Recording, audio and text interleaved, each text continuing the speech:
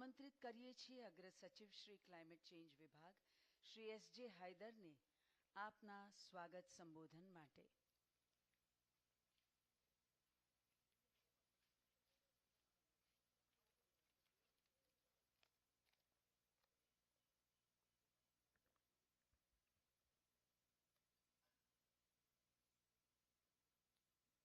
ગુજરાત સરકારના climate change ડિપાર્ટમેન્ટના સ્થાપના દિવસ નિમિત્તે હું ગુજરાત રાજ્યના આદરણીય મુખ્યમંત્રી Shri Bhupendrabhai Patel, Honorable Member NITI Aayog doctor વી.કે. Saraswat, માનનીય મુખ્ય સચિવ શ્રી પંકજ કુમારજી, PDEUના director general doctor Neelam Patel, adviser NITI Aayog and in charge Gujarat, deputy high commissioner UK Shri Peter કુકજી,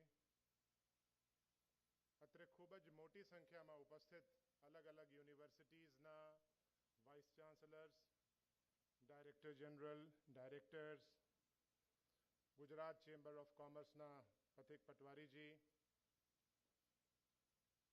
industrialist, એકેડેમિયાના મિત્રો, તમામ મહાનુભાવો, વ્યાખ્યાતાઓ અને યુવાનોનું outreach fortnight Panchamrit for climate change કાર્યક્રમના ઉદ્ઘાટન સમારોહમાં હું આપ સૌનું હાર્દિક સ્વાગત કરું છું. ક્લાઇમેટ ચેન્જ વિભાગના સ્થાપના દિવસ નિમિત્તે અત્રે ઉપસ્થિત આપ સર્વેનું સ્વાગત કર્યા પછી હું આપ સૌને વિદિત છો એમ હું જણાવી દેવા માંગુ છું કે ગુજરાત રાજ્યના તત્કાલીન મુખ્યમંત્રીશ્રી અને હાલના પ્રધાનમંત્રીશ્રી પરમ આદરણીય દૂરંદેશી નેતૃત્વ હેઠળ ગ્લોબલ વોર્મિંગના મુદ્દે ઇલાયદા ક્લાઇમેટ ચેન્જ વિભાગની સ્થાપના કરનાર ગુજરાત રાજ્ય સમગ્ર એશિયામાં પ્રથમ છે. ક્લાઇમેટ ચેન્જ ડિપાર્ટમેન્ટ તેની સ્થાપનાના 14મા વર્ષમાં પ્રવેશી રહ્યું છે. ગુજરાત રાજ્યમાં inclusive growth and sustainable development માટે કટિબદ્ધ છીએ. ગુજરાત સરકારના વહીવટી તંત્રના ઉચ્ચ સ્તરે ગુજરાતના આર્થિક વિકાસ માટે લો કાર્બન પાથવે ને ક્લાઇમેટ રેઝિલિયન્ટ ફ્યુચરના નિર્માણ કરવા આપણે સંકલ્પબદ્ધ છીએ. રિન્યુએબલ એનર્જીના ક્ષેત્રે ભારતમાં ગુજરાત મોખરે છે. સમગ્ર દેશમાં ગુજરાત રાજ્ય 1936 મેગાવોટની સોલર રૂફટોપની સ્થાપિત ક્ષમતા સાથે સમગ્ર દેશમાં પ્રથમ ક્રમે છે અને ગુજરાતમાં લગભગ 18 ગીગાવોટની કુલ સ્થાપિત ક્ષમતા સાથે પુનઃપ્રાપ્ય ઉર્જાના ક્ષેત્રે ગુજરાત સમગ્ર દેશમાં અગ્રેસર.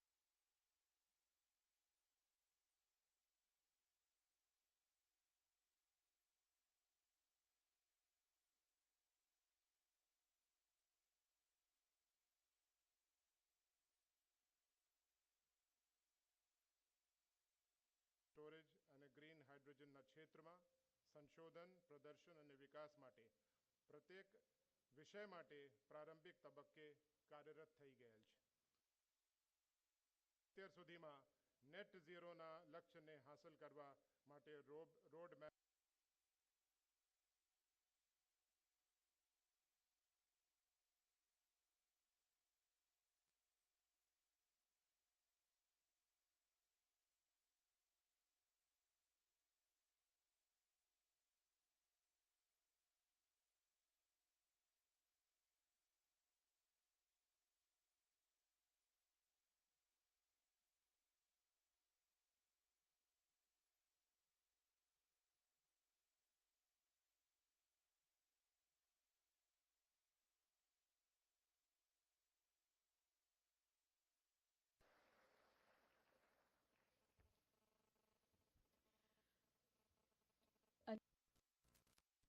મહાનુભાવોના સ્વાગતનો. આજના પ્રસંગે માનનીય મુખ્યમંત્રીશ્રીનું સ્વાગત કરશે શ્રી એસ.જે. હૈદર.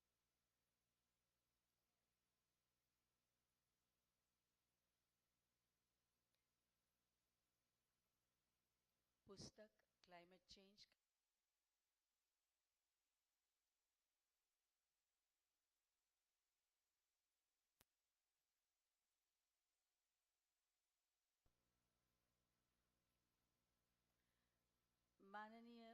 મંત્રી શ્રી શિક્ષણ શ્રી જીતુભાઈ વાઘાણીનું સ્વાગત કરવા વિનંતી કરીએ છીએ. શ્રીમતી શિવાની ગોયલને. નિયામક Shri GEDA. Climate change continued action પુસ્તક માનનીય વડાપ્રધાન શ્રી દ્વારા લિખિત પુસ્તક છે. માનનીય મુખ્ય સચિવ શ્રી પંકજ કુમારનું સ્વાગત કરવા વિનંતી કરીએ છીએ. સંયુક્ત સચિવ શ્રી શ્રી BH તલાટીને.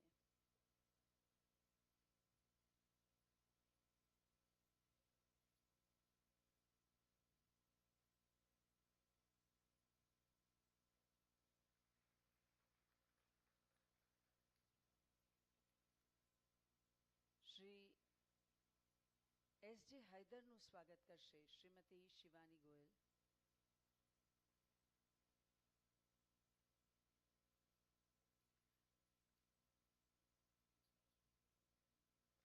શ્રી વિજયકુમાર સારસ્વતનું સ્વાગત કરશે સંયુક્ત સચિવ શ્રી શ્રી BH તલાટી.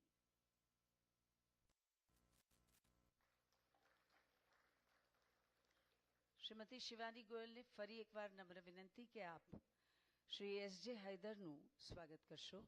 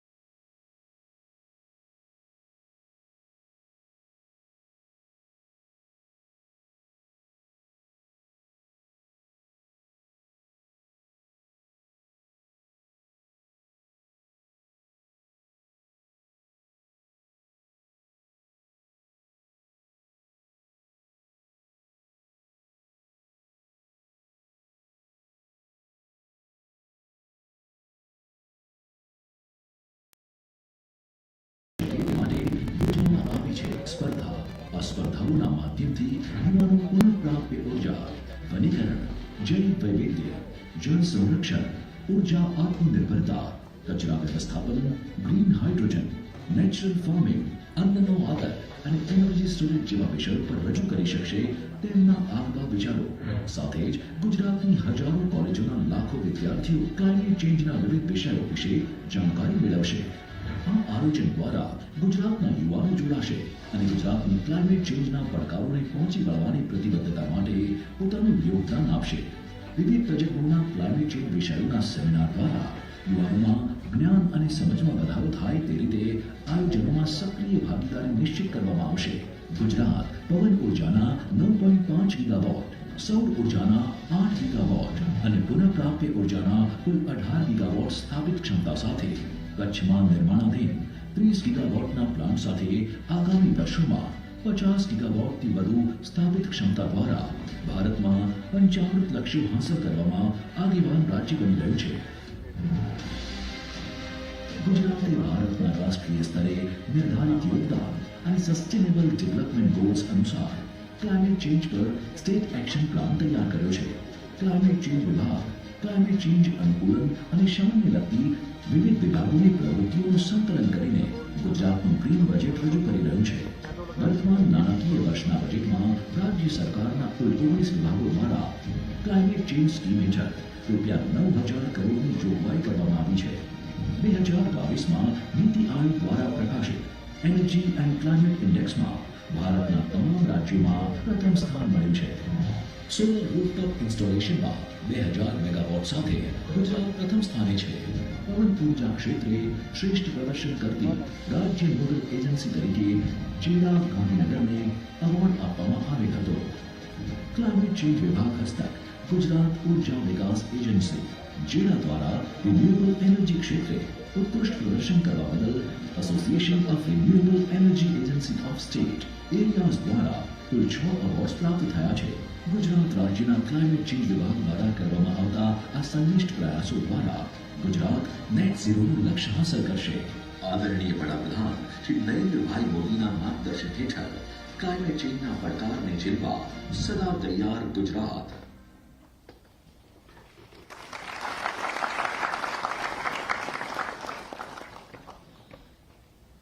એ હતી ફિલ્મ જેણે પંચામૃતની આપણને માહિતી આપી.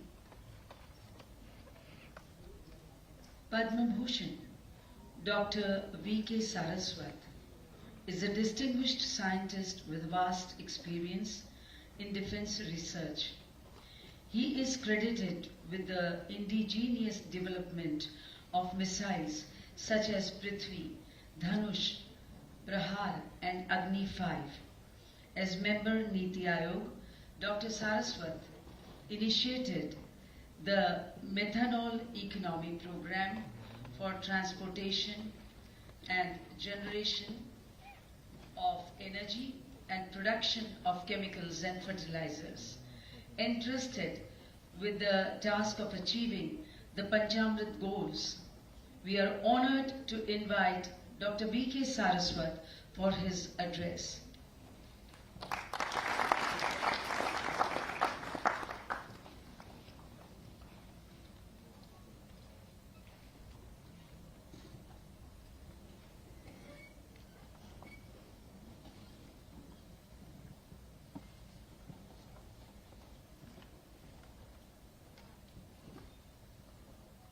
Good afternoon, Namaskar.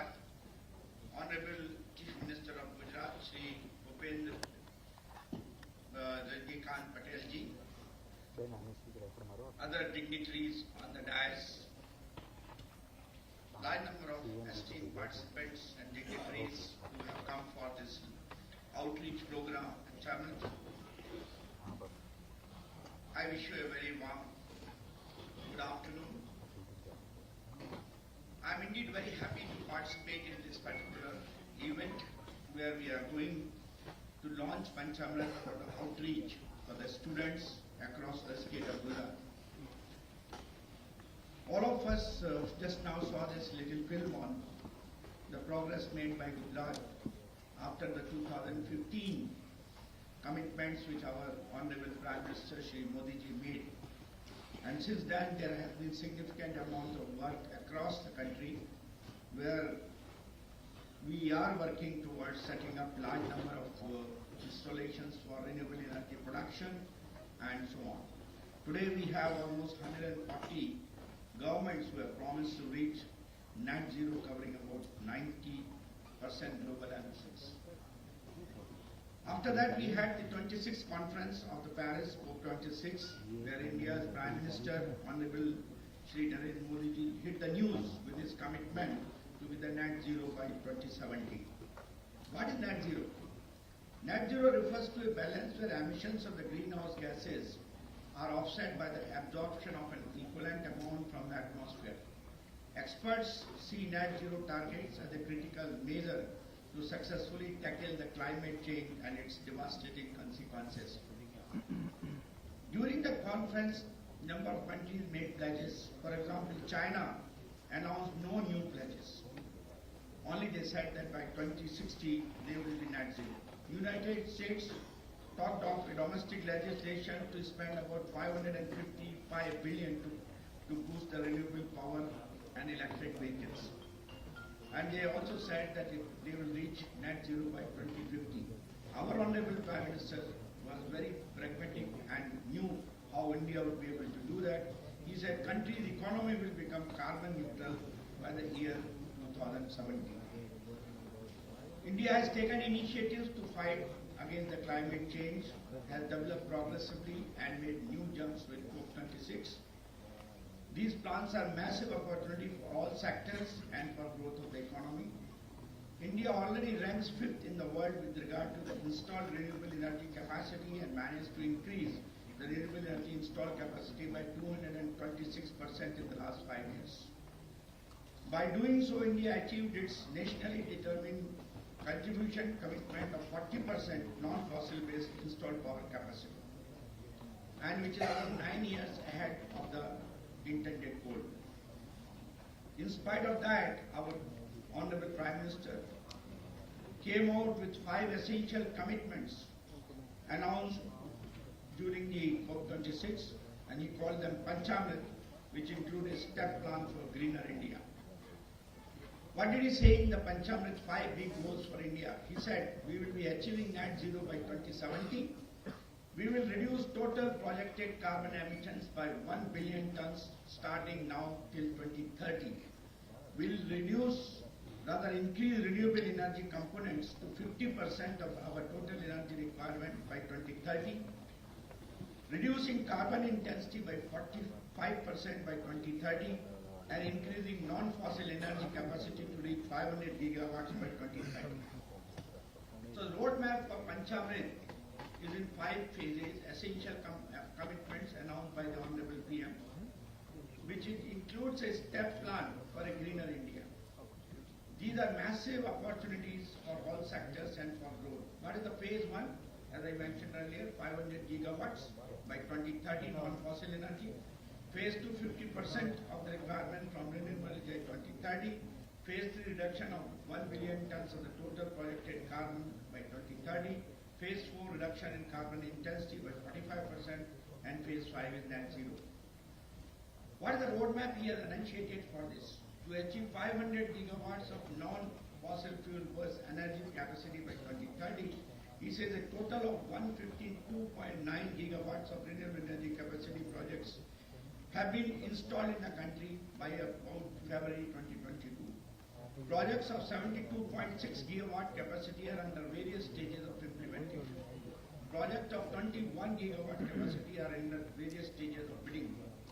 To support this growth, India is set to add 27,000 circuit kilometers of interstate power transmission network by 2024, as it has already added about 6,500 circuit kilometer lines so far.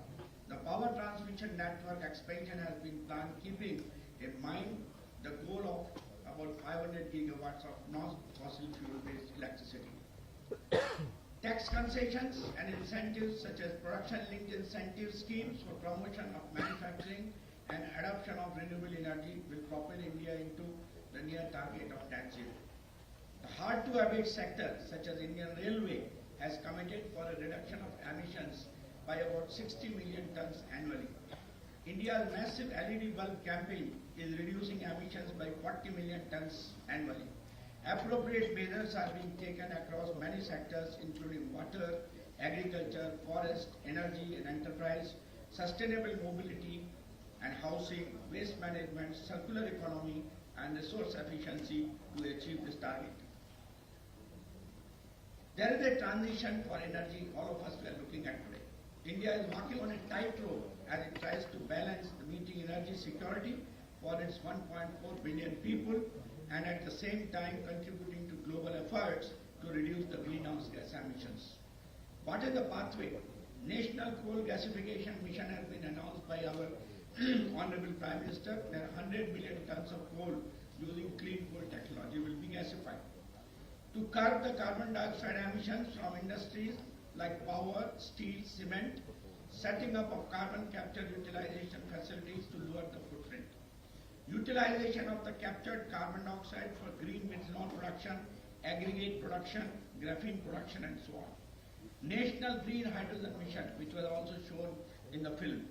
Introduction of BS6 fuels, renewable fuels and infrastructure for energy and fuel distribution for energy transition in the transport sector. As India is traversing its energy transition journey, its success story would be written in the annals of history and would serve as a source of inspiration for clean energy transition all over the world. Another major area is agriculture. Farmers at the front line of climate change. Agriculture faces three interrelated challenges if it is to produce more with less. Food security through increased productivity and affordability. Resilience to climate conditions through adapting and responding and mitigating environmental impact. So there is a need for food security, whereas increased crop tonnage per hectare, reducing crop losses, increasing food safety, reducing land use and soil exhaustion, protecting ecosystem by reducing fertilizer, leaching and runoff pollution into the waterways, reducing emissions like combined global warming potential of methane and nitrogen oxides in the rice production. Greening of industry is a method to attain sustainable economic growth and promote sustainable economies. For that, Government of Gujarat may have to encourage private sector participation in sustainable infrastructure development through strategic partnership for development, identification of financing options and resource mobilization through partnerships, development of multi-sectoral partnerships for green economies, inclusive business development, and evaluation of the development indicator systems for monitoring and impact assessment of the climate policies. Our cabinet recently has approved new climate policy in the current financial year. India is now committed to achieve new targets to ease burden on climate by about 2030. India now stands committed to reduce emissions intensity of GDP by 45% by 2030 from 2005 level, to promote sustainable lifestyle, LIFE, lifestyle for environment, as a key to the combating climate change has been added in the NDC. Achieve about 50% cumulative electric power installed capacity from non-fossil fuel-based energy by 2030. LIFE, L-I-F-E, lifestyle for environment. PM Modi pitched for one word movement, that is LIFE, at COP26, a mass movement of environment consciousness, lifestyle, emphasis on energy production, energy conservation, and sustainable living. There are co-benefits of following the Panchamrit vision of our Honorable Prime Minister. India can almost double the number of jobs to the energy sector by 2030 by following an ambitious decarbonization pathway. On the bright side, India can significantly unburden health budgets by greening the economy and deploying renewable energy. So there are certain suggestions which I would like to mention, and this is particularly with respect to the carbon dioxide abatement. Governments need to establish regulatory environment to allow carbon capture, utilization and storage technologies to be deployed at scale and early to establish a new industry. Build CO2 transport and storage infrastructure to scale to bring down costs and encourage CCUS. Strengthen the competitiveness of CO2 for extended oil recovery for the oil and gas industry. Incentivize CO2 capture from anthropogenic sources. Promote R&D programs and initiatives that can unlock the economic potential of CO2 utilization. Set standards to help industry develop production with CO2. Introduce financing mechanisms. To conclude, I would say net zero offers not only a solution to climate change and air pollution, but an opportunity to create a cheaper, more resilient energy system, a more productive economy, and a better quality of life for all. Thank you. Jai Hind. Namaskar.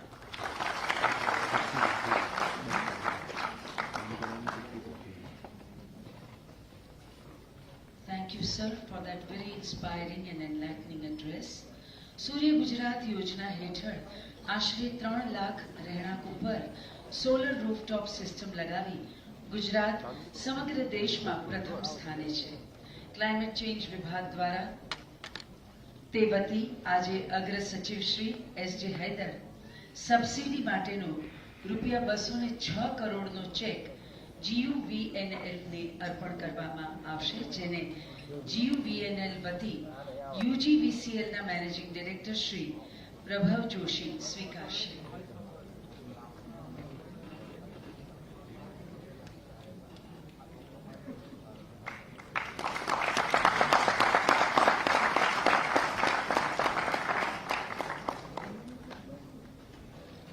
રાજ્યની વિવિધ સરકારી ઇમારતો ઉપર 100% સંપૂર્ણ સરકારી સહાયથી solar rooftop સિસ્ટમની સ્થાપના કરવામાં આવી છે. માનનીય મુખ્યમંત્રી શ્રી દ્વારા આજરોજ આવી 3 ઇમારતો ઉપર સોલર રૂફટોપ સિસ્ટમનું ડિજિટલ માધ્યમ દ્વારા લોકાર્પણ કરવામાં આવશે. માનનીય મુખ્યમંત્રી શ્રીને નમ્ર વિનંતી કે આપ રિમોટ પર બટન દબાવીને લોકાર્પણ કરશો.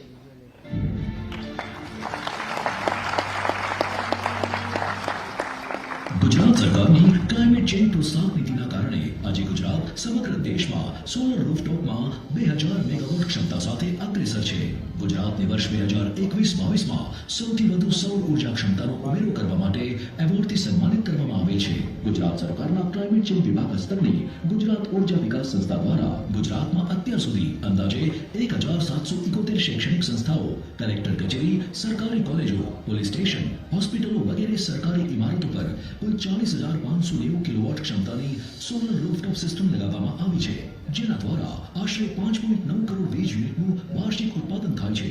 આજ રોજ એડમિનિસ્ટ્રેટિવ બિલ્ડિંગ સરદાર સરોવર નર્મદા નિગમ, જિલ્લો નર્મદા 150 કિલોવોટ, સરકારી government polytechnic college Surat 70 kilowatt, નાયબ પોલીસ કમિશનર શ્રીની કચેરી અમદાવાદ શહેર 50 કિલોવોટ સોલર રૂફટોપ સિસ્ટમનું લોકાર્પણ કરવામાં આવશે, જેનાથી અંદાજે 4 લાખ યુનિટની વાર્ષિક વીજ બચત થશે.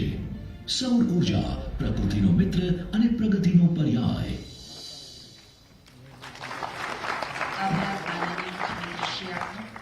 જ્યારે સમગ્ર વિશ્વ સામે છે ક્લાઇમેટ ચેન્જનો પડકાર, ત્યારે ગુજરાત છે તેને નવી તકોમાં ફેરવવા તૈયાર. જે પૈકી એક છે બાયોગેસ પ્લાન્ટ યોજના, જે અંતર્ગત ગુજરાતની વિવિધ ગૌશાળા, પાંજરાપોળ, સંસ્થાકીય, શૈક્ષણિક તેમજ ચેરિટેબલ ટ્રસ્ટ સંસ્થાઓને સબસિડી આપવામાં આવશે. આ યોજના અંતર્ગત માનનીય મુખ્યમંત્રી શ્રી દ્વારા 2 લાભાર્થીઓને સબસિડી સહાયનું વિતરણ કરવામાં આવશે. સૌપ્રથમ આમંત્રિત કરીએ છીએ ખેતીવાડી ઉત્પન્ન બજાર સમિતિ APMC વડોદરા.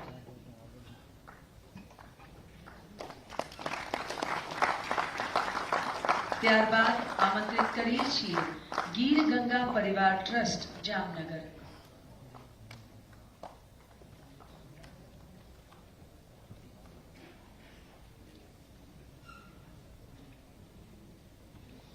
ગીર ગંગા પરિવાર ટ્રસ્ટ જામનગર. આભાર. રાજ્યમાં ધોરણ 9 થી કોલેજ સુધીનો અભ્યાસ કરતા વિદ્યાર્થીઓને બેટરી સંચાલિત દ્વિચક્રી વાહન માટે રૂપિયા 12,000ની નાણાકીય સહાય આપવામાં આવે છે. માનનીય મુખ્યમંત્રી શ્રી તથા મંચસ્થ મહાનુભાવોના વરદ હસ્તે લાભાર્થી વિદ્યાર્થીઓને પ્રતિકાત્મક ચાવી અર્પણ કરવામાં આવશે.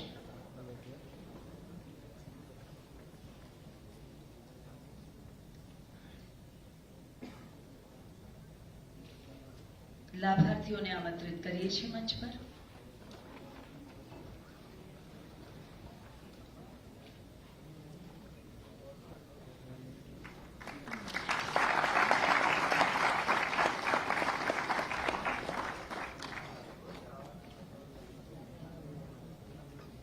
આભાર. પ્લાસ્ટિક કચરાના એકત્રીકરણ માટે ગ્રામ્ય વિસ્તારમાં સખી મંડળની બહેનોને પ્રોત્સાહક રકમનું માનનીય મુખ્યમંત્રીશ્રીના હસ્તે આજે વિતરણ કરવામાં આવશે. આમંત્રિત કરીએ છીએ જય ભોલે મિશન મંગલમ સખી મંડળને.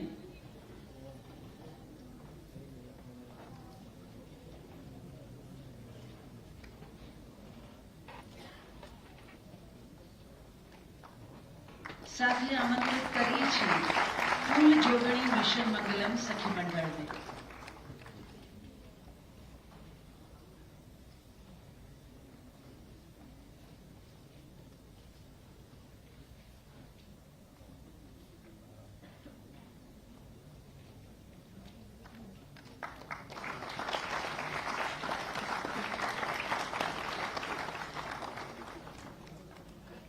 આભાર માનનીય મુખ્યમંત્રી શ્રી આપનો.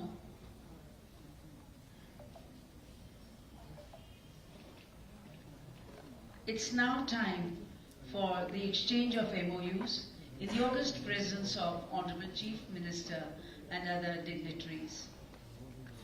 We invite for the exchange of MOUs for Climate Change Department and Gujarat Chamber of Commerce for climate actions in industry and carbon reduction.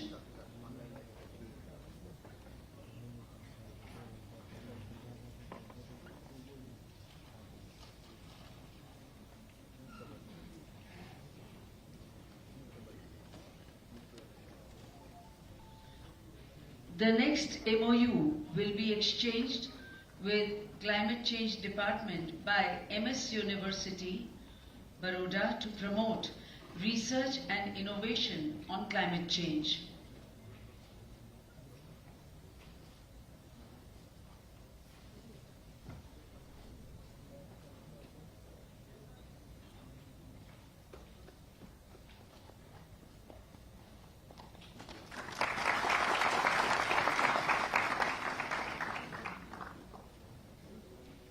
We now invite MS University to exchange an MOU with Climate Change Department.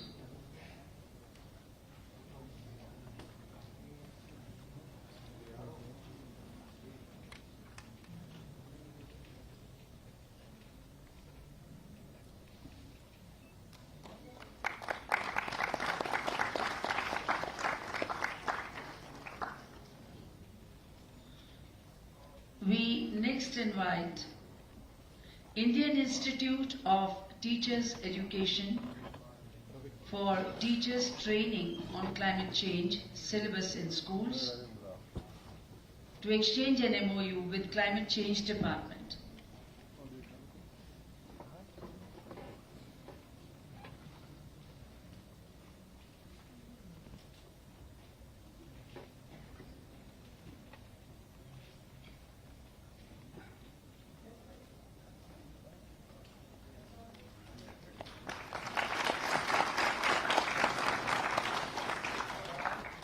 આભાર માનનીય મુખ્યમંત્રી શ્રી આપનો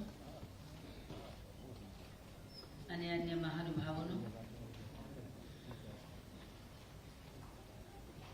ભારતના માનનીય વડાપ્રધાન શ્રી નરેન્દ્રભાઈ મોદીજીએ COP26માં જે પંચામૃત સંકલ્પો વિશ્વ સમક્ષ મૂક્યા તેને ગુજરાતમાં માનનીય મુખ્યમંત્રી શ્રી ભૂપેન્દ્રભાઈ પટેલે સિદ્ધ કરવા સંકલ્પબદ્ધ છે. આપના સર્જનાત્મક નેતૃત્વમાં વિશ્વાસથી વિકાસ યાત્રાના જ્યારે મંડાણ થયા છે ત્યારે સરળ, સહજ, પ્રજાવત્સલ પણ દ્રઢ નિશ્ચયી એવા માનનીય મુખ્યમંત્રીશ્રીને સુશાસનના આપના સફળ એક વર્ષ નિમિત્તે અભિનંદન પાઠવતા આવો જોરદાર તાળીઓ સાથે આમંત્રિત કરીએ આપના વક્તવ્યમાં.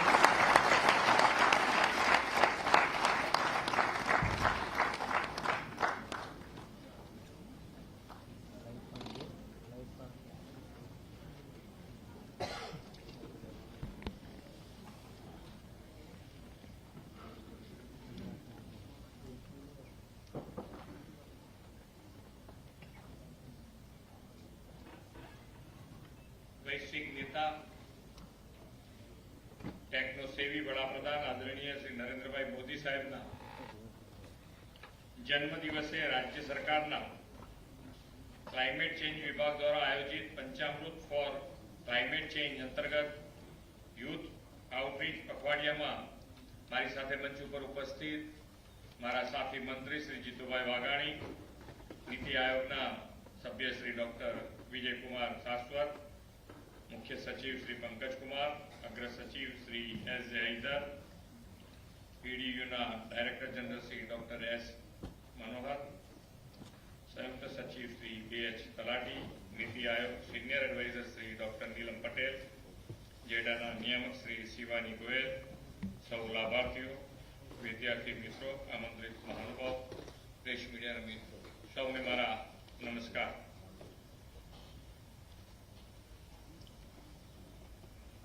આપણી પાસે એવી લીડરશીપ છે કે જેને અગાઉથી અણસાર આવી જાય છે કે ભાઈ તકલીફ ક્યાંક ઊભી થાય, અને એ તકલીફ ઊભી થાય એ પહેલા કાં તો તકલીફ થઈ ગઈ હોય તો એનું નિવારણ, તકલીફથી ગભરાઈને બેસી રહેવાની ક્યારેય વાત ના હોય, એના માટેનું હર હંમેશ એમની તૈયારી. અને એમના જ પગલે આજે ગુજરાત સરકાર પણ ક્લાઇમેટ ચેન્જ અને ક્લાઇમેટ ચેન્જના આધારે જે પડતી મુશ્કેલીઓ એ નિવારવા માટે કેવી રીતે આગળ વધી શકાય એના માટેનો હર હંમેશ પ્રયત્ન કરે છે. આજે આપણે તો ગુજરાત જે રીતે અત્યારે આગળ વધી રહ્યું છે, દરેકે દરેક ક્ષેત્રે, પછી રોડ રસ્તા, લાઇટ, પાણી, દરેકે દરેક ક્ષેત્રે માન્ય નરેન્દ્રભાઈએ ખૂબ મજબૂત પાયો ગુજરાતમાં નાખ્યો, અને એના પરિણામે આજે આપણે વિકાસના પંથે જે આગળ વધ્યા છે એ મજબૂતીથી આપણે આગળ વધી શકીએ છીએ. અત્યારે આપણને નર્મદાની અત્યારે યાદ આવે કે જો ખરેખર નર્મદામાં ક્યાંય તકલીફ પડી હોત તો અત્યારે આપણા ગુજરાતની દશા શું હોત. એમને એ વખતે મગજમાં મજબૂત રીતે હતું કે આ વસ્તુ કરવી જરૂરી છે. જો ગુજરાતને આગળ લાવવું હશે, ગુજરાતને મુશ્કેલીઓમાંથી બહાર કાઢવું હશે તો આ નર્મદા જરૂરી છે. અને એમણે છેક કેન્દ્ર સરકાર સુધી એના માટે લડત આપી અને આજે નર્મદા આપણે છેક છેવાડાના કચ્છ સુધી નર્મદાના પાણી પહોંચાડ્યા. આ આમનો મિજાજ છે, અને એ મિજાજના કારણે ઘણી બધી વખત આપણે બચ્યા છીએ, અને હજુ પણ આપણે બચવા માટે આપણી પાસે લીડરશીપ છે જ. કેન્દ્ર સરકારમાં જ્યારે માન્ય નરેન્દ્રભાઈ હોય તો એમના નેતૃત્વમાં આપણને માર્ગદર્શન ગુજરાતને હર હંમેશ મળતું રહ્યું છે, અને એમના પગલે આપણે આગળ વધતા રહ્યા છીએ. યુવાનો હોય અને યુવાનો માટે શું કરી શકાય, કેવી રીતે કરી શકાય. ઘણી વખતે આપણે ભણતા હોઈએ ત્યારે આપણને આ બધા વિષયો આવતા હોય, અને પ્રોફેસર હોય કે આપણા ચાન્સેલર હોય એટલે આપણને કીધું હોય તો આપણે અહીં બેઠા હોઈએ, પણ હવે જલ્દી પતે તો સારું, એના સિવાય બીજું. તમારી જગ્યાએ હું હોઉં તો મને બી એવું જ હોય, એમાં કંઈ પેલું નથી, પણ જરૂરી છે એ પછી ઘણી વખત ખ્યાલ આવતો હોય એવો. બરોબર છે. તો વિદ્યાર્થીઓ જેટલા બેઠા હશે એટલા બધાના મગજમાં કે ભાઈ કેવી રીતે આ ક્લાઇમેટ ચેન્જમાં જે પ્રકૃતિ, અને આજે કહીએ તો આપણું જે ઋતુચક્ર છે એ ઋતુચક્રમાં દરેકે દરેક ઋતુમાં આપણને ફેરફાર જોવા મળે છે, અને એ ફેરફાર કેવી રીતે નિવારી શકાય એના માટેનો પ્રયત્ન. એમાં સૌથી વધારે કે જે કાર્બન આપણે છે એ કાર્બન કેવી રીતે ઓછો કરી શકાય એના માટે સૌથી વધારે જે ભાર મૂક્યો છે કે રિન્યુએબલ એનર્જી ઉપર વધારે ભાર મૂક્યો. અને રિન્યુએબલ એનર્જીમાં ક્ષેત્રમાં આપણે કેવી રીતે આગળ વધીએ, કેવી રીતે મેક્સિમમ રિન્યુએબલ એનર્જીનો ઉપયોગ કરીએ, અને એના માટે આજે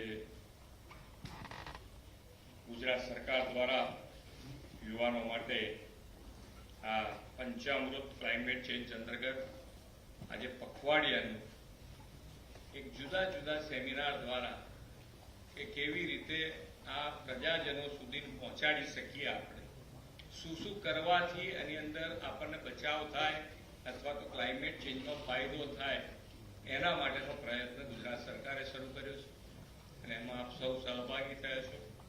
આપણા માટે ખૂબ આનંદની વાત છે. ઘણી વખતે આપણને એમ થતું હોય કે ક્યાં અત્યારે આની જરૂર છે કે કેવી રીતે જરૂર છે, પણ નાની વસ્તુ આપણને ખૂબ ઉપયોગી થતી હોય છે. અને નરેન્દ્રભાઈ હંમેશા નાના માણસનો, છેવાડાના માણસનો વિચાર કરીને હંમેશા આગળ વધ્યા છે. એટલે કોઈને જ્યારે પણ ઉપયોગ કરવાનો હોય તો આજે હમણાં જ અહીંયા ગુજરાતથી એમણે આપણા પંચાયતના જે સરપંચો હતા એમની એક મિટિંગમાં કીધું કે ભાઈ દરેક ગામમાં 75 તળાવ થવા જોઈએ. આ તો 75 પ્રાકૃતિક ખેતી ઉપર ખેડૂતો વળે. આ પ્રાકૃતિક ખેતી એ પણ આપણા માટે ભવિષ્યના આજની એક માંગ છે કે ભાઈ પ્રાકૃતિક ખેતી એટલે અત્યારે જે પ્રમાણે આપણે જોઈએ છે તો આખો એક દશકો હેલ્થમાં બી બદલાઈ ગયો કે પહેલા 55 પછી આપણને હેલ્થની ચિંતા થતી, અત્યારે 45 થી થવા માંડી કે હારું હવે થોડું ચેક કરાવવું પડશે એવું લાગે છે. આખો દશકો બદલાઈ અને એ દશકો બદલાયો છે ત્યારે આપણને એમ થાય કે ભાઈ એની સોલ્યુશન અત્યારથી. એટલે નરેન્દ્રભાઈ હરમેશ મેં પહેલા કીધું એમ કે હરમેશ અગાઉનું જોઈએ અને એના કારણે આજે પ્રાકૃતિક ખેતી તરફ એમણે મિશન ઉપાડ્યું છે અને એમાં પણ ગુજરાત ખૂબ સારું કામ કરી રહ્યું છે. અને પ્રાકૃતિક ખેતી એટલા માટે જરૂરી છે કે જે રાસાયણિક ખેતીથી જે અનાજ ઉત્પન્ન થાય છે એના કારણે ઘણા બધા રોગો પણ શરીરમાં થાય છે અને રાસાયણિક ખાતરોના કારણે જમીનનું પણ સ્વાસ્થ્ય બગડી રહ્યું છે. એટલે જમીનનું પણ સ્વાસ્થ્ય સુધરે અને આપણું પણ સ્વાસ્થ્ય સુધરે એના માટે પ્રાકૃતિક ખેતી તરફ પણ આપણે સંકલ્પબદ્ધ છીએ, એના માટે પણ આગળ વધી રહ્યા છે. આજે આપ સૌ જ્યારે આદરણીય વડાપ્રધાનશ્રીના દેશના અમૃતકાળ માટેના જે 5 સંકલ્પો સાથે સાથે પહેલા 5 સંકલ્પો માટે તો હમણાં અહીંયાથી વાત થઈ છે એટલે ફરીથી એ દોહરાવતો નથી, પણ જે માન્ય આદરણીય વડાપ્રધાનશ્રીએ દેશ જ્યારે અમૃતકાળમાં પ્રવેશે છે ત્યારે જે 5 સંકલ્પો આપ્યા છે તેમાંનો એક સંકલ્પ છે વિકસિત ભારતનું નિર્માણ. અને આપણે એવા વિકસિત ભારતના નિર્માણ કરવું છે જ્યાં આવનારી પેઢીને આપણે શુદ્ધ હવા, પાણી, ખોરાક અને પ્રદૂષણ મુક્ત જીવન પૂરું પાડી શકાય. આ માટે યુવાનોની ભાગીદારી એ ક્લાઇમેટ ચેન્જને નાથવામાં સૌથી અગત્યનું પરિબળ આપણને સાબિત થવાનું છે. આજના યુવાનો એ આવતીકાલના નિર્ણાયકતા અને ગુજરાત તેમજ દેશના સસ્ટેનેબલ ડેવલપમેન્ટ માટે યુવા શક્તિની તાતી જરૂરિયાત પણ છે. પર્યાવરણના પ્રશ્નો તેમજ ક્લાઇમેટ ચેન્જને કારણે સર્જાતી સમસ્યાઓ વિશે આજનો યુવાન જાગૃત બને અને સમાધાન શોધવામાં અગ્રેસર બને તે પણ સમયની માંગ છે.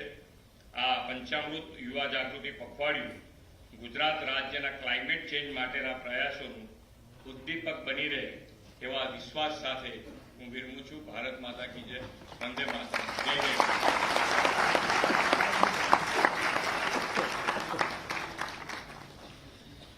આભાર માનનીય મુખ્યમંત્રી શ્રી આપના માર્ગદર્શક વક્તવ્ય માટે. અને આ સાથે આજનો કાર્યક્રમ અહીં સમાપ્ત કરીએ તે પહેલા માનનીય મુખ્યમંત્રી શ્રીનો ખૂબ ખૂબ આભાર કે આપે આપના વ્યસ્ત સમયમાંથી અમારા માટે વિશેષ રૂપે સમય ફાળવ્યો. સાથે આભાર, thank you so much sir, doctor Saraswat. માનનીય મંત્રી શ્રી વાઘાણી સાહેબનો પણ ખૂબ ખૂબ આભાર માનીએ છીએ, ડૉક્ટર નીલમ પટેલનો તથા અહીં બિરાજમાન આપ સૌ આટલી મોટી સંખ્યામાં અહીં ઉપસ્થિત રહ્યા તે માટે આપનો સૌનો ખૂબ ખૂબ આભાર.